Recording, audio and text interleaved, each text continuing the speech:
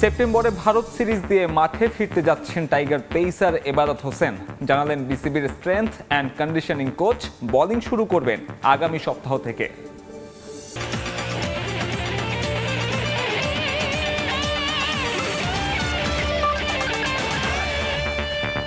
Bangladesh cricket দল বিশ্বকাপে ভালো পারফরমেন্স করবে, স্কোয়াডে যারা আছেন তাদের উপর পূর্ণ আস্থা রেখে এমন মন্তব্য করেছেন যুব ক্রীড়ামন্ত্রী এবং বিসিবি সভাপতি নাজমুল হাসান পাপন। যুক্তরাষ্ট্রের বিপক্ষে সিরিজে যা হয়েছে তা নিয়ে মোটেও চিন্তিত নন তিনি। বিশ্বাস করেন নিজেদের দিনে যে কোনো দলকে হারানোর ক্ষমতা আছে শান্ত বাহিনীর। আনুষ্ঠানিকভাবে বাংলাদেশের বিশ্বকাপ মিশন আজ থেকে শুরু হলেও যাত্রাটা শুরু হয়েছে আরও দিন 15 আগে। কিন্তু এ সময়টায় এমন কিছু ঘটনা ঘটে গেছে যে সেগুলো হয়তো মনে করতে চাইবেন না কেউই। প্রথমবারের মতো যুক্তরাষ্ট্রে গিয়ে স্বাগতিকদের বিপক্ষে 3 ম্যাচের টি-20 সিরিজ খেলেছে টাইগাররা। কথা ছিল আইসিসির ইভেন্ট শুরু হওয়ার আগে কন্ডিশনের সঙ্গে মানিয়ে নিতে সাহায্য করবে এই সিরিজ। কিন্তু শেষ পর্যন্ত যা হলো তাতে আত্মবিশ্বাস কতটা বেড়েছে জানা যায়নি। কিন্তু একটা শঙ্কা যে তৈরি হয়েছে তা নিয়ে কোনো আপত্তি জানাবে এমন লোক খুঁজে পাওয়া যাবে না। যুক্তরাষ্ট্রের বিপক্ষে প্রথম 2 ম্যাচ হেরে সিরিজ খোয়ায় লাল সবুজ। পরে শেষ ম্যাচে 10 উইকেটে জিতলেও 4 জন মূল ক্রিকেটার না খেলিয়ে সেই জয়ে একটা কিন্তুর জন্ম দিয়ে দেয় স্বাগতিকরা। যে অনুশীলন এবং কন্ডিশন বোঝা ছিল এই সিরিজের প্রাথমিক লক্ষ্য, সেখানেও থেকে যায় গলদ। হিউস্টনে মাত্র 2টো সেশনে অনুশীলন করেন ক্রিকেটাররা, জানিয়ে চরম সমালোচনার মুখে পড়েন হাথুরু সিংহে এবং শান্ত বাহিনী। বিশ্বকাপের আগে স্কোয়াড পরিবর্তনের শেষ দিনেও তাই অনেককে ছেঁটে ফেলার আলোচনা ছড়ায় সামাজিক যোগাযোগ মাধ্যমে। কিন্তু বিসিবি বসের দাবি ভালো করলে এরাই করবে, তার পূর্ণ আস্থা আছে এই স্কোয়াডের উপর। যে যত কথাই বলুক, যে ছেলেগুলো খেলতে গেছে তাদের উপর পূর্ণ আস্থা আছে এবং আমার বিশ্বাস ওরা কেপেবল। তবে একেবারে নির্বাক ছিলেন না বিসিবি বস। যুক্তরাষ্ট্রের বিপক্ষে সিরিজের ফল পীড়া দিয়েছে তাকেও। সরাসরি কিছু না বললেও কথার মারপ্যাচে বুঝিয়ে দিয়েছেন সন্তুষ্ট নন নাজমুল হাসান পাপন। তবে বিশ্বাস হারাচ্ছেন না, বরং আশা আহত বাঘ আবারও শক্তি অর্জন করে আক্রমণ করবে দ্বিগুণ শক্তিতে। যে 3টা খেলা হয়েছে এখন পর্যন্ত, প্রথম 2টা খেলা দেখে মনে হয়েছে ওরা কিছুই পারে না, আর তৃতীয়টা দেখে মনে হচ্ছে ওরা অসাধারণ। কাজেই আমি বলতে চাচ্ছি ওদের মধ্যে সেই সামর্থ্যটা আছে। খেলার আসল দিন গিয়ে খেলতে পারলে ডেফিনেটলি ওরা ভালো খেলবে। এখন আমরা চাই ওরা ভালো খেলুক, হারা জিতার কথাটা কেউ বলতে পারে না। আমরা চাই ওরা ওদের সেরা খেলাটা খেলতে পারো আমাদের ওয়ার্ল্ড কাপ ম্যাচগুলো। বিশ্বকাপে বাংলাদেশ নিজেদের প্রথম ম্যাচ খেলবে শ্রীলঙ্কার বিপক্ষে, ভেন্যু ডালাসের গ্র্যান্ড প্রেরি স্টেডিয়াম। নিয়ন মোহাইমিন, সময় সংবাদ। বাংলাদেশের ব্যর্থতার দায় আবারও উইকেটের উপর চাপালেন অধিনায়ক নাজমুল হোসেন শান্ত। তিনি বলেন, ঘরের মাঠে ভালো উইকেটে খেলতে না পারলে টি-20 ওয়ার্ল্ড কাপে বাংলাদেশের বাজে রেকর্ডের চিত্র কখনোই বদলাবে না। এই ফরম্যাটে ভালো স্ট্রাইক রেটে ব্যাটিং করতে হলে কমপক্ষে 1 থেকে 2 বছর ভালো উইকেটে খেলার বিকল্প নেই বলে জানিয়েছেন তিনি। 2007 থেকে শুরু হওয়ার পর প্রত্যেকটা বিশ্বকাপের মূল পর্বেই খেলেছে বাংলাদেশ। এবারের আসরের স্বাগতিক ওয়েস্ট ইন্ডিজেরও নেই এমন রেকর্ড, অথচ দল দুটোর মাঝে কি বিস্তর ফারাক। 8 আসর খেলে লাল সবুজরা যেখানে নকআউট পর্ব নিশ্চিত করতে পারেনি, সেখানে ক্যারিবিয়ানদের আছে এই ফরম্যাটের 2টি বিশ্বকাপ। বাংলাদেশের সাম্প্রতিক পারফরমেন্সে এখন প্রশ্ন উঠছে হরহামেশাই। লম্বা সময়ের পথ চলার পরও এই ফরম্যাটে লাল সবুজরা কেন এমন ছন্নছাড়া? ক্রিকেটের নতুন যুক্তরাষ্ট্রও কিভাবে দিয়ে যায় হারের লজ্জা? আরও একটি বিশ্বকাপ শুরুর প্রাক্কালে কারো মাঝে নেই দল নিয়ে উচ্চাসা। কিন্তু কেন? জবাবটা সোজা সাপটা দিয়েছেন শান্ত। প্রথম কথা হচ্ছে, আমাদের ভালো উইকেটে খেলতে হবে। অনেকেই এটাকে অজুহাত ভাবতে পারেন, কিন্তু ফ্যাক্ট হলো ভালো উইকেটে আমরা সামান্যই ম্যাচ খেলার সুযোগ পাই। বলের সঙ্গে পাল্লা দিয়ে রানের সমীকরণ মেলানোর ফরম্যাট টি-20। তবে বাংলার ব্যাটারদের স্ট্রাইক রেট চরমভাবে হতাশ করে। এক তাওহিদ হৃদয় ছাড়া কারো স্ট্রাইক রেট নেই 130-এর উপর। এখানেও উইকেটের উপর দায় চাপিয়েছেন শান্ত। শুধু তাই নয়, দৃশ্যপট বদলাতে ভালো উইকেটের পাশাপাশি চেয়ে নিয়েছেন বেশ খানিকটা সময়ও। এটা 6 মাসের মধ্যে পরিবর্তন করা সম্ভব হবে না। আমরা যদি ভালো উইকেটে 1 থেকে 2 বছর খেলার সুযোগ পাই, তবে অটোমেটিক ক্রিকেটারদের স্ট্রাইক রেট বাড়বে। তারুণ্য নির্ভর দল হলেও সাকিব মাহমুদুল্লাহর উপস্থিতি বাংলাদেশের জন্য বাড়তি পাওনা। বিশ্বকাপে তাদের পরামর্শ ড্রেসিং রুমে ইতিবাচক প্রভাব ফেলবে বলে প্রত্যাশা অধিনায়কের। অবশ্যই আমি চাই তারা বিশ্বকাপে খেলুক এবং সর্বোচ্চটা দিয়ে চেষ্টা করুক। তারা কখন ক্যারিয়ার শেষ করবে এই সিদ্ধান্তটা একান্তই তাদের। তবে অধিনায়ক হিসেবে আমি চাইব তারা অভিজ্ঞতাগুলো সবার সঙ্গে ভাগ করুক। শ্রীলঙ্কার বিপক্ষে ম্যাচ দিয়ে শুরু হবে বাংলাদেশের মিশন। ঘুরে ফিরে আলোচনায় আসছে লঙ্কানদের সঙ্গে টাইমড আউট ইস্যু। তবে পুরনো বিষয় নিয়ে পড়ে থাকার পক্ষে নন নাজমুল হোসেন শান্ত। এস.এম. ইকবাল, সময় সংবাদ। গত 25 বছরে বিন্দুমাত্র উন্নতি হয়নি বাংলাদেশ ক্রিকেটের। কেন হয়নি? নীতি নির্ধারকদের সে উত্তর খুঁজে বের করতে বললেন টাইগারদের সাবেক কোচ স্টুয়ার্ট ল।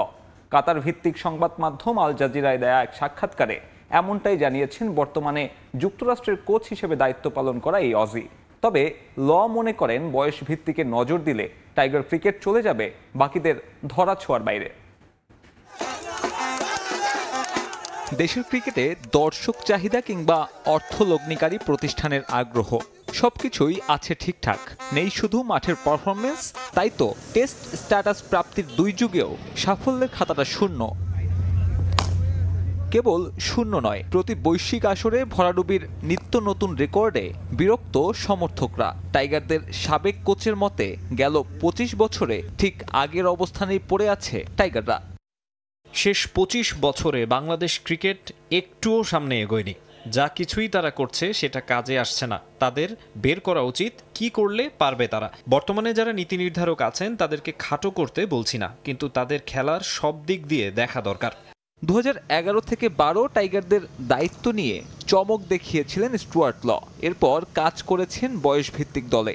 এবার ব্যাটিং কোচের দায়িত্ব নিতে আগ্রহ দেখালেও বিসিবি তাতে পাত্তা দেয়নি। রিজেক্টেড সেই কোচ যুক্তরাষ্ট্রের মতো সহযোগী দেশের দায়িত্ব নিয়ে হেসে খেলে হারিয়েছেন টাইগারদের। শান্ত লিটনদের সমস্যাটা কোথায়? এ নিয়ে এই অজি সোজাসাপটা উত্তর দেন। তারা শারীরিকভাবে শক্তিশালী নয়, কিন্তু তারা জোরে বল করতে পারে এবং স্পিন বোলিং পারে, এটা আমরা সবাই জানি। তারা কখনোই ওয়েস্ট ইন্ডিয়ান অথবা অস্ট্রেলিয়ানদের মতো পাওয়ারফুল খেলোয়াড় হবে না, যারা ভিন্নভাবে বেড়ে ওঠে ও যাদের খাদ্যাভ্যাস ভিন্ন।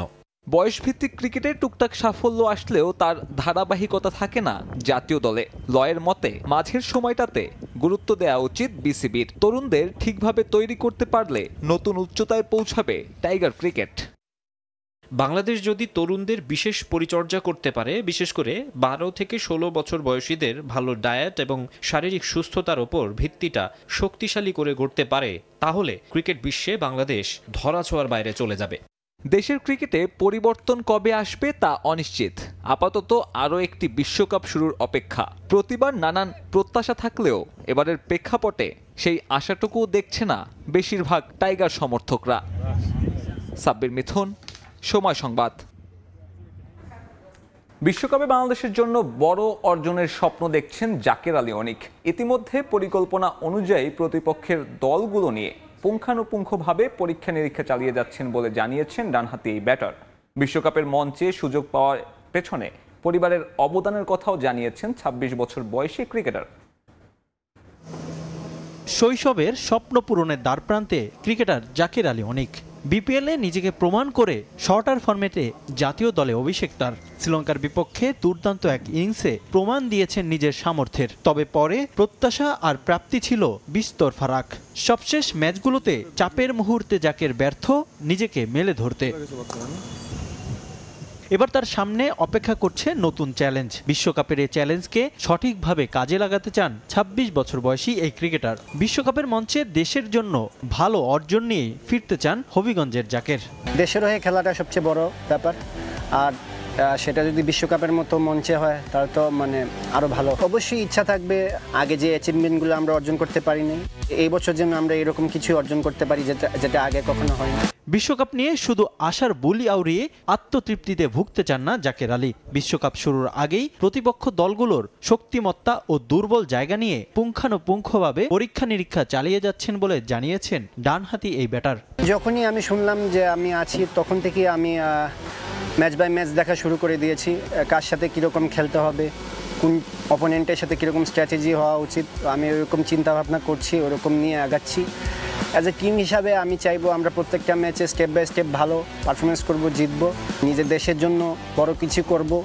সেটাও একটা বিষয় যে সবসময় ব্যাক অফ দ্য মাইন্ডে থাকছে যে দেশের জন্য ভালো কিছু করতে হবে। জাতীয় দলে জাকের আলীর খেলার সুযোগ তৈরির পেছনে বড় অবদান রেখেছে তার পরিবার, যেখানে নিজের অনুপ্রেরণার পেছনে বড় ভাইয়ের সহযোগিতার কথা জানান অনিক। আব্বা যতদিন ছিলেন আব্বা মাঠে বসে থাকতেন, আমার বোন আব্বা যখন থাকতো না আমার বোন নিয়ে যেত। আর সবচেয়ে বড় কথা, আমার বড় ভাইকে দেখে আমার ক্রিকেট খেলাটার প্রতি আরও বেশি ইন্টারেস্ট আসে।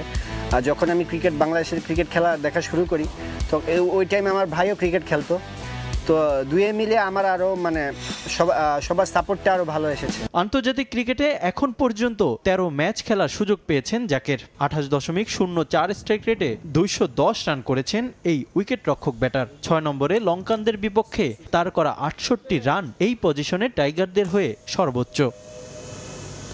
রিফাতুল ইসলাম মিরন, সময় সংবাদ। সেপ্টেম্বরে ভারতের বিপক্ষে আসন্ন সিরিজ দিয়েই আন্তর্জাতিক ক্রিকেটে ফিরছেন পেসার এবাদত হোসেন। দীর্ঘ ইনজুরি কাটিয়ে আগামী সপ্তাহ থেকে শুরু করবেন বোলিং। তবে পূর্ণ রিদম ফিরে পেতে লাগবে পুরো জুন মাস, নিশ্চিত করেছেন বিসিবির strength and conditioning coach Yakub Chowdhury Dalim. এদিকে বাংলাদেশ টাইগার্স প্রোগ্রামের আওতায় তৃতীয় দিনের মতো অনুশীলন করেছেন খালেদ, নাহিদ, মুশফিক, মুমিনুলরা। উচ্ছল সেই এবাদতের আবারও দুরন্ত ছুটে চলা, দুহাত দিয়ে আকাশ ছোঁয়ার চেষ্টা, প্রতিদিনই 22 গজে ফিরে আসার নিত্য নতুন কৌশল। তাতে হচ্ছে অগ্রগতি, বাড়ছে ইন্টেন্সিটি। সময়ের হিসেবে ছুঁয়েছে প্রায় 11 মাস। গেল বছরের জুলাই আফগান সিরিজে হাঁটুতে চোট, এরপর দীর্ঘ সময় মাঠের বাইরে, মাঝে একাধিক দফা বিলেতে হয়েছে সার্জারি, তারও পার হয়েছে 38 সপ্তাহ। এই সময় এবাদত মিস করেছেন 2টা বিশ্বকাপ। গেল ওয়ানডের পর এবার মিস করতে যাচ্ছেন টি-20-র মেগা আসরও। অবশেষে এবাদতকে নিয়ে পাওয়া গেল স্বস্তির খবর। আগামী সপ্তাহে বোলিং শুরু করবেন সিলেট রকেট, তবে সেটা ফুল ফেজে নয়। পূর্ণ রিদম ফিরে পেতে লাগবে জুলাই মাসের পুরোটা, যদিও ইতোমধ্যে জিমে বোলিং ড্রিল করছেন এবাদত।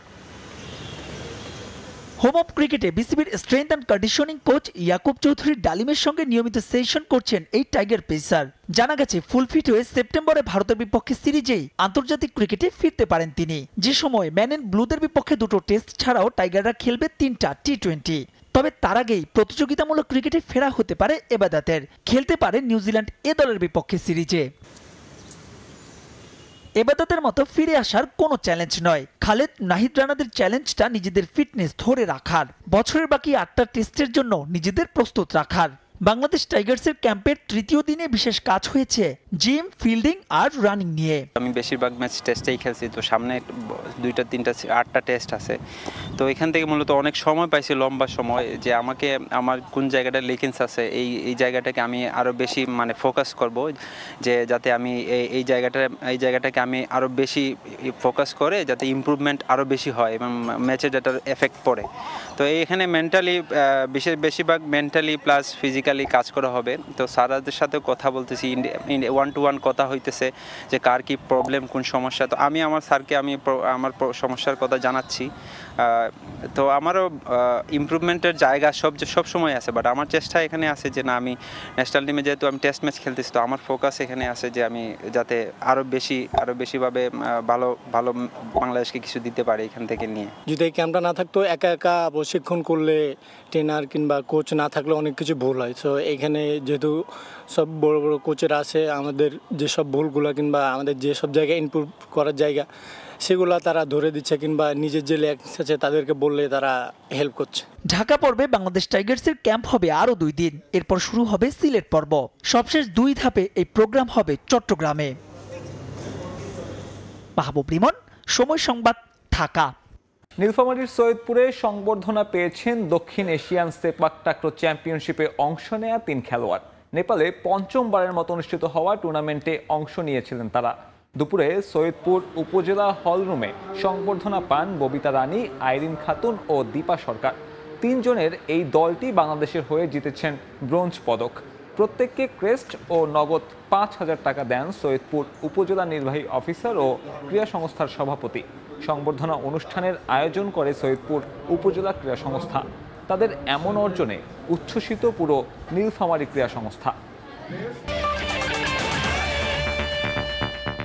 এই ছিল খেলার সময় এখনকার আয়োজন। এরপর প্রবাসের সময় থাকবেন মার্জিয়া শ্রেয়া। ধন্যবাদ সাব্বির। প্রবাসের সময় নিয়ে ফিরছি কিছুক্ষণ পর, সঙ্গেই থাকুন সময়।